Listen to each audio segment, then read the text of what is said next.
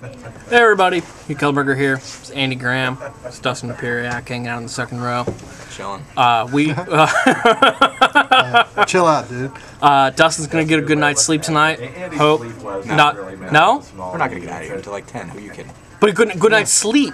Maybe. You're gonna go to bed. You're Continue. They're breaking. Okay, breaking news. Kevin Wilson's Indiana's next football coach. First thoughts, Andy. Big boy football.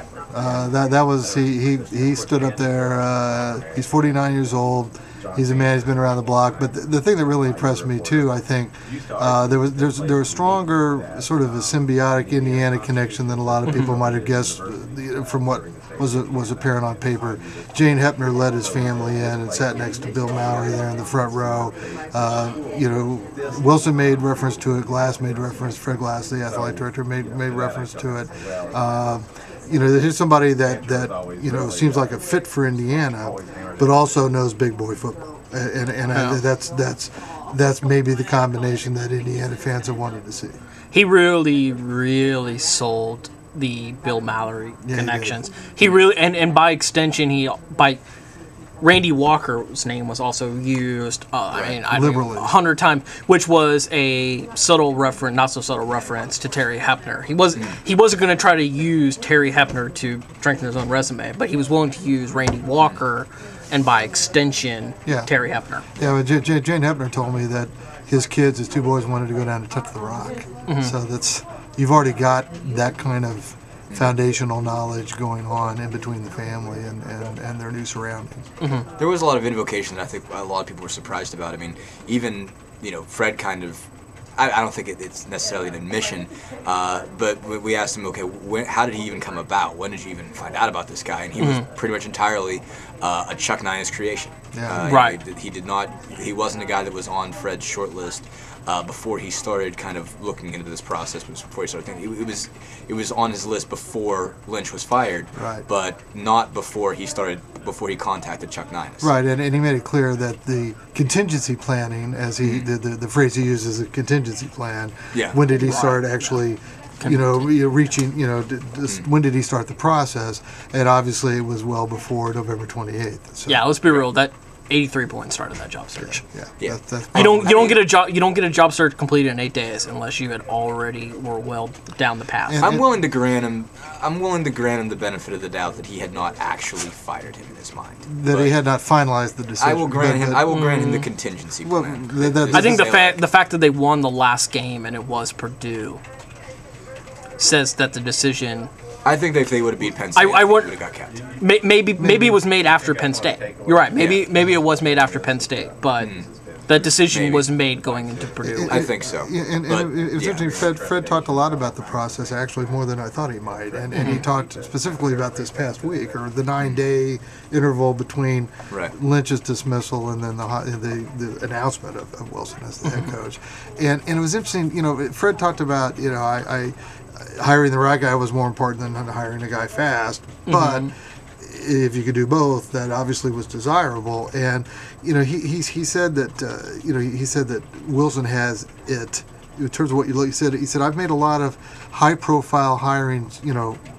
I've hired people for high-profile positions quite a bit, and people have it or they don't have it.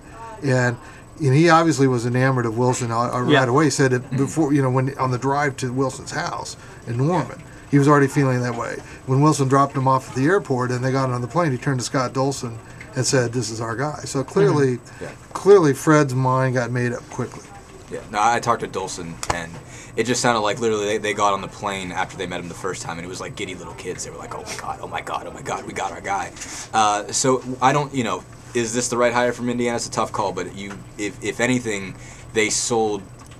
Pretty much everybody there today that it was at least the hire that Fred Glass wanted to make. Right, and what was surprising about it is that they sold everybody without. I mean, Kevin Wilson is not a incredibly charismatic personality. He did not go up there and pull a Tom Crean and shout, "It's Indiana," and sell everybody that way. He sold it in the way you talked about. He sold it by evoking the people that he has learned from and evoking this idea of what big-time football is and what Indiana has not been. Yeah, there was a toughness and an intensity, that just sort of emanates. I mean, and so, look, I mean, a lot of judgment automatically has to be deferred. I mean, this guy deserves a fair and full chance to do whatever it is he's going to do here. But he doesn't. A lot of judgment has to be deferred. He doesn't have a staff yet. He may or may not be coaching for Oklahoma in the bowl game as the offensive coordinator. That apparently is up to Bob Stoops. So a lot of this stuff is still a little up in the air. And as I said, I mean. The defensive coordinator is going to be an important hire, which he acknowledged, but it's probably going to be a little while before everybody knows who that is. But in terms of doing what he had to do today, of coming out in front of everybody and saying, here's who I am and here's what I represent and this is where we're going to go, I thought he did about as well as he could do. Dustin, let's talk about the bowl game for a second. Do you have any thoughts? Should he coach in the bowl game?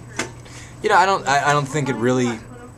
I don't want to say it doesn't matter all that much. I mean, I think it could help recruiting, to be honest. Yeah. I don't think it's going to be a huge issue. I mean, I guess it all depends on what's the process when it comes down to that. Like how I don't never really kind of looked at it and thought, okay, what does a coordinator who has taken another job do when he's coaching a bowl game? I mean, obviously he's not the head coach, so he doesn't have to worry about all those sorts of things. He just has to go in and call plays, which he's been doing all year. It's not like he has to design an offense. He's got to watch some film. He's got to do some of those things.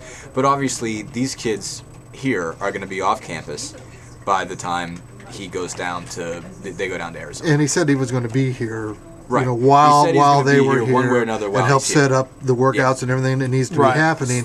And he said, "We'll make it work on both ends." He said, "If Coach Stoops wants me to do it, if he thinks that's what's best for Oklahoma, I'll do it." But clearly, he wasn't meaning to abrogate any of his Indiana responsibilities. No, I don't think it was that. And I think Dustin brings an interesting point with the television thing, because they're playing Connecticut, right? Yeah. It's not the most high-profile BCS. It's not the most high-profile BCS bowl game, but it also is going to be the BCS bowl game that's on.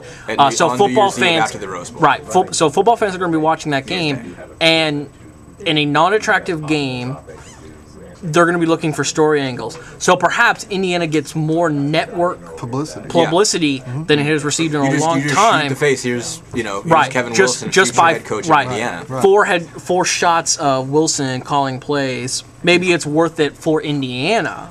Right. If that's the case, the question is, does Oklahoma, which every indication is Oklahoma's going to make an in-house promotion, does Oklahoma? I think so. Do they go ahead and do that to help? Do they go ahead and say? Right.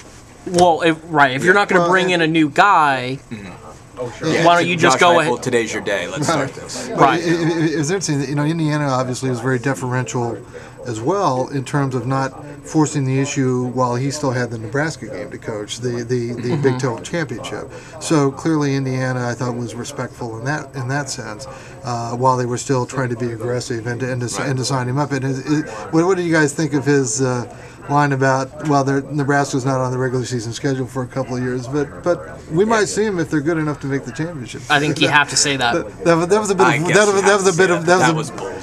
bit of wit. Yeah. Well, it was a bit he showed a little bit of light on his feet kind of wit there. Yeah, let's. I mean, this is a process. There's a reason why it's a 7-year contract. Right. How much different was it? I mean, I think less in terms of dramatics, obviously, but. I obviously wasn't here for this, but didn't Terry happen to bring in a bull with a rose? Yeah, he did. Like, that's not a whole lot different. It's less dramatic. It's less planned, obviously. I mean, it was just kind of off the cuff, but it's still kind of the same sort of bold statement that we're going to go somewhere where nobody at all expects us to go. And also a bold statement that we never once saw anything close to from Bill Lynch. No. It's different kind of people. Yeah, I mean, it's different kind of people, but in terms of that was his first opportunity to speak to fans. Right. Bill never talked about winning a Big Ten championship. I mean, they had Rose Bowl and they had other stuff up on the walls of the training rooms and stuff like that. It wasn't that right, but he never talked about it publicly. It was never we're going to the Rose Bowl now. No, and that's not what Wilson said today. But what Wilson did is provide a framework and a context in terms of here's what I'm about. I mean, he was intense. He was not especially polished, but that's I don't think people care about that one way or the other. Lakers, Red Sox. Yeah, exactly. That was a bad moment. That was perfect. But he was well spoken in general. Yeah. And it was very clear that this is the kind of guy that he talked about. There's a certain amount, he said that we're speaking of Indiana, he said, we're going to be ferocious, but it's going to be fun. And there's a ferocity there. I mean, it looked like to me. I mean, and that's the kind of thing that, he's the kind of guy I think that'll get up in people's grill when it's necessary, but he's not necessarily going to be overboard in that sense either. And, he used the word fun, which I thought was important too. He said, you're going to work this hard and you're going to achieve at this level. It's going to be fun to get there. So, he talked about Tuesdays and Wednesdays being the most important days. Those are the work days. Those are the win the day. This is where you get to where you want to go. And so there was a lot of, I thought, good sort of nuts and bolts stuff like that. I talked to Bill Mallory and I said, was that jaw locked? Because that was one of Mallory's favorite phrases, we're going to lock jaw. And he says, yeah, it was so locked it might need a massage, So that came across. If you're looking just real quick in terms of, like, I guess, a contrast, if there were sort of points drawn, of contrast with Lynch, I think there were just few. They just talked about toughness and defense. I mean, he just out of the gate. Before I think he was even asked. I mean, obviously, I think the big question on everybody's mind that I think Hutch ended up asking it was, defensive coordinator, who you're going to hire. Right. And I think he made a point before that question was even asked, just to say, okay, like, I'm an offensive coach, and we scored a whole boatload of points at Oklahoma, but I understand that we have to win with defense here, especially in the Big Ten. And he made that very clear earlier, that it was going to be about toughness, it was going to be about defense. And it was not that Lynch was against defense by any stretch, but obviously, if the two things you look at, obviously the defense clearly was not what it needed to be with an offense, at least for a while, that looked really good and ended up with leading passer in the Big Ten this year. Defense obviously did not meet up to that, and I guess there was questions about whether this team in 2010 had enough fire, and I think Wilson made a point to say that the 2011 team and all further ones will. If there was one, for as much as we've always said how much class Lynch had and everything like that, if there was one question, one downfall, maybe it was that he did not instill quite enough toughness, and Wilson made a point that he was going to do that, and he made that very, very clear very early. Yeah, I think you're going to see more full pads next year. Yeah, that's another thing. When he said Tuesdays and Wednesdays, I think a lot of our so full pads, huh? Yeah. No more pro pads? All right. Okay. Yeah. All right. So we should go ahead and write wrap a whole up. bunch of stuff. Yeah. Guys, real quickly, is this a good yay or nay on the hire? Well, I was impressed today. I mean, I say yeah. I mean, I think, as I said, there's some questions that are still deferred. But that's understandable for any hire. Yeah. He did a good job today, I think, making the case that needed to be made. So I say yeah. I think that was a good. That was some. As I said, I think there were questions on paper. What I saw in the flesh today was really good. Yeah. Okay. Sounds good. Thanks, everybody.